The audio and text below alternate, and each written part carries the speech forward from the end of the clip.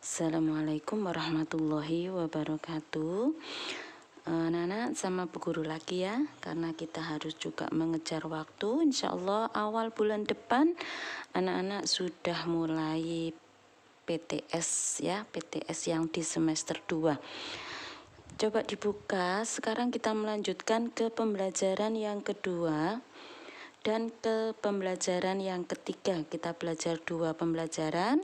Kita akan belajar tentang manfaat angin. Kita juga akan belajar tentang waktu sebaiknya sebuah minuman kemasan itu dikonsumsi ya.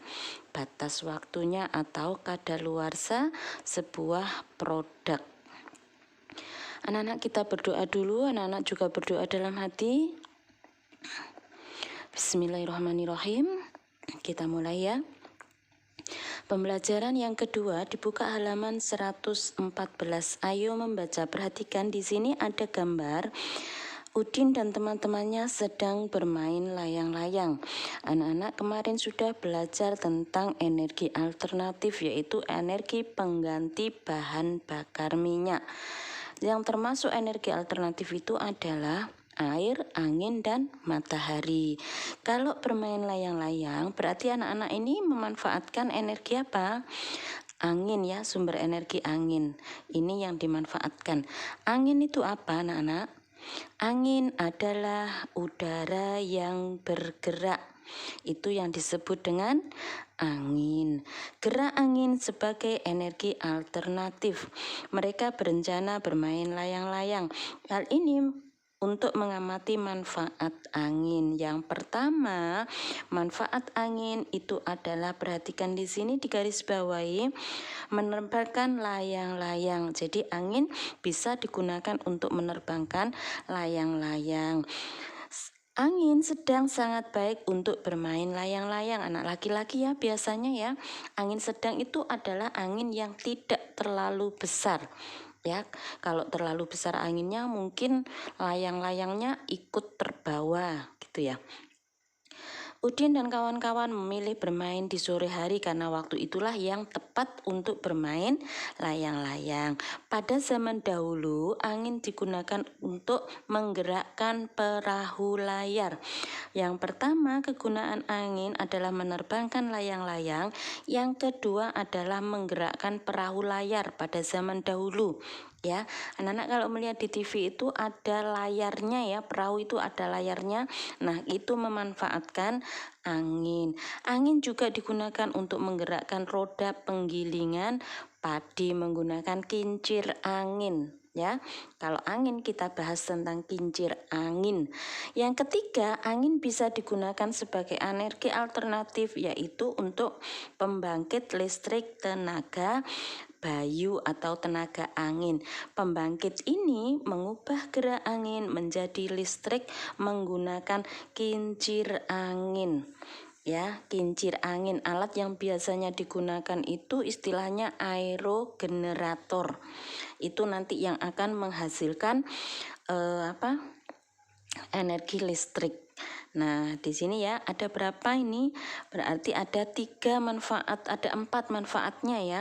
Menerbangkan layang-layang, menggerakkan perahu layar, menggerakkan roda penggilingan padi, dan sebagai energi alternatif pembangkit listrik tenaga bayu.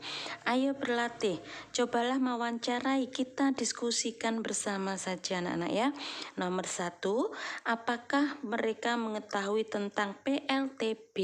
Iya, banyak yang tahu tentang PLTB ya. Dari mana mereka mengetahui? Biasanya kita membaca buku, seperti anak-anak kan tahu dari buku paket. Membaca buku atau menyaksikan di surat kabar, di media elektronik, dari berita di televisi, mendengarkan dari radio, bisa dari mana saja. Apa keuntungan dari menggunakan angin bayu sebagai sumber energi alternatif? Di antaranya adalah sumber energi angin itu tidak terbatas ya, tidak terbatas, sangat banyak sekali ya, sangat banyak, di mana-mana ada. Tetapi yang sulitnya, apa kesulitan dan dari penggunaan angin itu kesulitannya adalah sulitnya mencari lokasi di mana ada angin yang kecepatannya itu stabil atau konstan ya, karena semakin cepat anginnya, semakin besar anginnya, maka energi listrik yang dihasilkan akan semakin besar. Nah, kesulitannya di situ, mencari lokasi yang memiliki angin dengan tingkat kecepatan yang cukup tinggi. Tetapi untuk mendapatkan angin itu ada di mana-mana. Yang kedua itu mencari alatnya, mendapatkan alatnya atau aerogeneratornya, itu yang sulit ya. Sekarang sudah, yang ini sudah anak-anak ditulis di bukunya. Sekarang ayo mencoba, ini anak-anak bermain tali olahraga ya. Kita ke ayo membaca saja. Menikmati energi adalah hak manusia. Kewajiban manusianya adalah menjaga ketersediaan energi supaya apa? Supaya tidak cepat habis. Anak-anak memiliki hak untuk bermain ya. Anak-anak, semua anak itu memiliki hak untuk bermain. Dalam satu hari anak-anak punya hak untuk bermain, tetapi anak-anak juga memiliki kewajiban, diantaranya adalah membagi waktu bermain dan belajar. Belajar dulu baru bermain. Belajarnya dan bermainnya itu harus imbang ya. Belajarnya hanya 30 menit, bermainnya 3 jam. Itu tidak imbang namanya ya. Anak-anak juga bisa membagi waktu yang baik untuk belajar dan untuk bermain. Memberi kesempatan kepada teman agar dapat ikut bermain itu juga kewajiban kita, contohnya memenuhi hak. Hak dan kewajiban harus dilakukan secara seimbang. Artinya apa? Kita lakukan kewajiban kita, kita akan mendapatkan hak kita. Jadi harus seimbang. Supaya apa? Supaya semuanya bisa berjalan dengan baik, tidak ada pertikaian kalau dilakukan secara seimbang. Sekarang sebutkan 5 kewajibanmu saat bermain. Kita bahas, anak-anak tulis di bukunya ya. Bermain sesuai waktu yang ditentukan. Kalau ibu bilang, orang tua bilang nanti jam 5 sore harus sudah pulang, maka anak-anak kalau bermain tepat pukul 5 sore juga sudah harus di rumah. Itu artinya. Yang kedua, memberi kesempatan untuk teman yang lain untuk ikut bermain. Ya, teman yang lain itu punya hak untuk bermain. Jadi ajak menang karepe dewe. Kadang-kadang seperti itu ya. Diajak temannya bermain. Yang ketiga, tidak membeda-bedakan teman ketika bermain. Sing disenengi tok, sing dijak main, itu tidak baik. Yang keempat, bersikap sopan. Kalau bermain bersikaplah yang sopan ya, tidak memukul. Kalau kalah tidak bersikap yang buruk, sportif gitu ya. Yang terakhir, membersihkan dan merapikan mainan ketika sudah selesai. Itu kewajiban anak-anak terhadap hak untuk bermain. Sekarang kita lanjutkan ke pembelajaran yang ketiga. Seperti biasanya di sini anak-anak disuruh menemukan 8 kata ya. Anak-anak kerjakan tapi tidak perlu difoto ya. Ini sudah sering kali kita kerjakan ya. Kita lompati saja, tetapi anak-anak tetap harus menggarisi ya. Ada 8 kata. Di antaranya yang Bu Guru temukan itu adalah 1 listrik. Kita artikan listrik ya, di sini listrik. Listrik itu adalah kekuatan untuk menyalakan alat-alat elektronik ya, itu kekuatan untuk menyalakan alat-alat elektronik.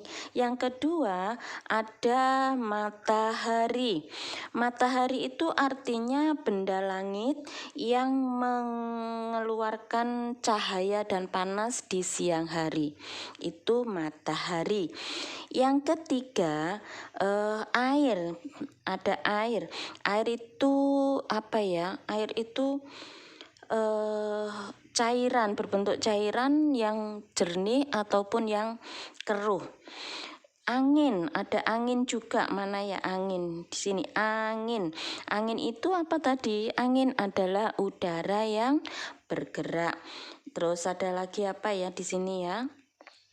Turbin. Turbin itu yang digerakkan oleh aliran air ya. Turbin atau kincir angin, alat untuk menggerakkan generator listrik itu. Nah, di sini anak-anak dicatat juga.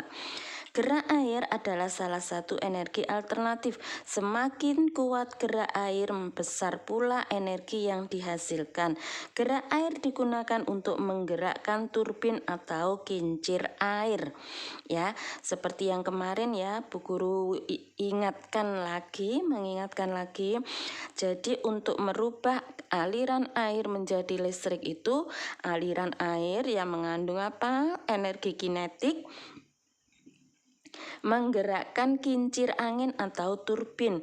Kincir angin inilah yang akan menggerakkan generator listrik yang bisa menghasilkan listriknya.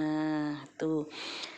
Sekarang ke selanjutnya, perhatikan gambar berikut ini adalah bentuk dari kincir angin. Tidak usah dikerjakan. Air sangat penting bagi kehidupan makhluk hidup. Manusia membutuhkan air, hewan dan tumbuhan juga membutuhkan air ya. Kita semua membutuhkan air bersih ya. Banyak sekali kebutuhan kita yang menggunakan air, bahkan tubuh kita memerlukan banyak air. Kebersihan air berpengaruh terhadap kesehatan manusia, maka dari itu gunakanlah selalu air yang bersih. Saat ini banyak minuman kemasan yang dijual. Perhatikan tanda khusus pada kemasan, tanda yang berupa batas waktu penggunaan air.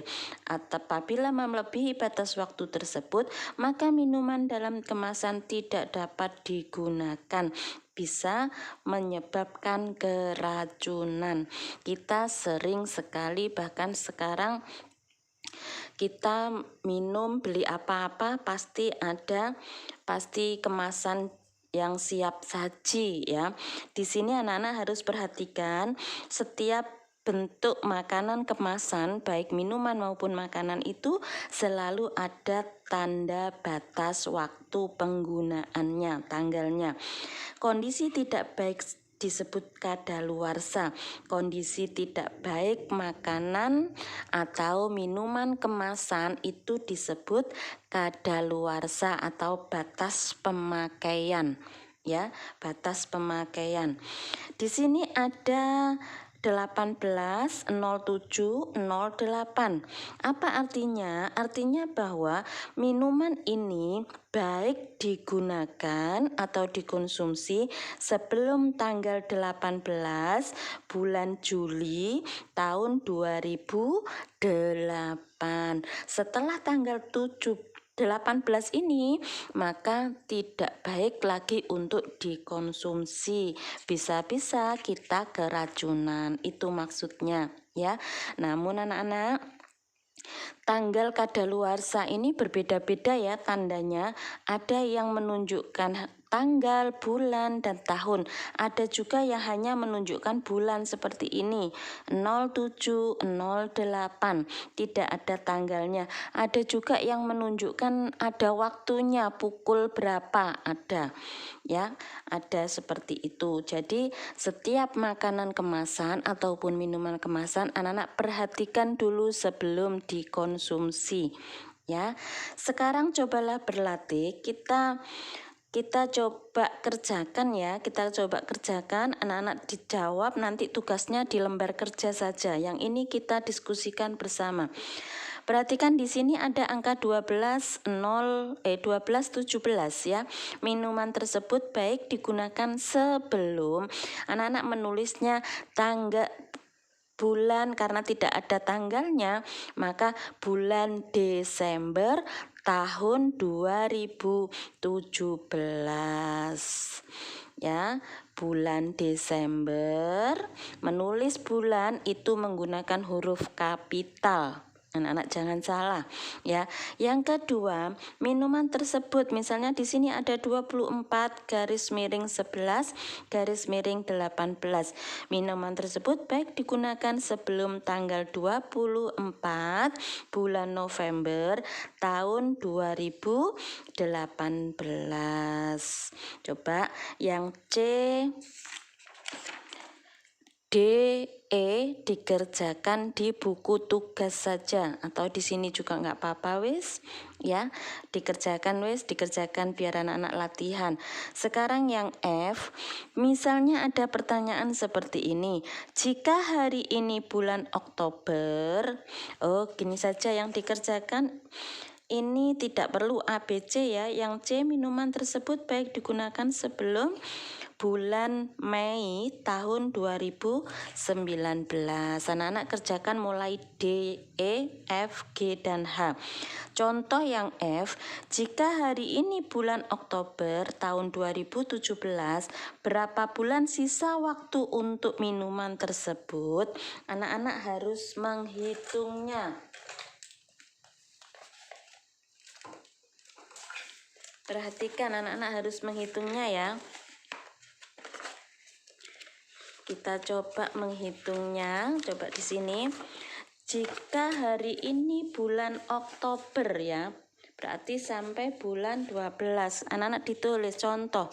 Oktober, November, Desember. Cara menghitungnya 1 bulan. Berarti ada berapa? 2 bulan gitu nggih. Ini yang nomor F dikerjakan lagi, dan nomor G dan H juga.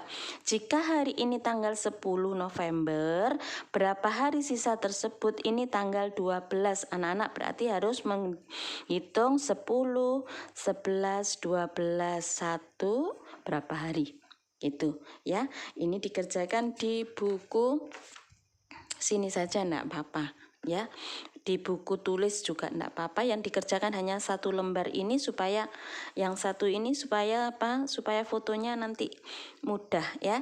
Bu Guru akhiri pelajaran hari ini, semoga bermanfaat anak-anak. Tetap jaga kesehatan ya. Assalamualaikum warahmatullahi wabarakatuh.